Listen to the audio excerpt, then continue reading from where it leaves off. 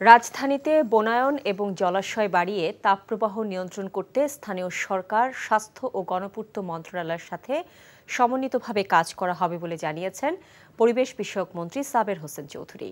দুপুরে সচিবালয়ে ৫ জুন পরিবেশ দিবস উপলক্ষে আয়োজিত সংবাদ সম্মেলনে একথা বলেন তিনি। আগামীকাল বিশ্ব পরিবেশ দিবস এবং জাতীয় বৃক্ষরোপণ কর্মসূচি ও মেলার উদ্বোধন করবেন প্রধানমন্ত্রী শেখ হাসিনা। বায়ুদূষণ নিয়ে পরিবেশ অধিদপ্তরের নীতিমালা থাকলেও বিভিন্ন সংস্থা ও ব্যক্তিকে তা মানানো বড় চ্যালেঞ্জ বলেও জানান মন্ত্রী। এরই মধ্যে ৫০০ ইটভাটা বন্ধ করে দেওয়া হয়েছে বলেও জানান তিনি। এক প্রশ্নের জবাবে জানান, প্রাথমিক হিসাবে ঘূর্ণিঝড় রিমেলে সুন্দরবনের অবকাঠামোর ৬ কোটি টাকার ক্ষতি হয়েছে।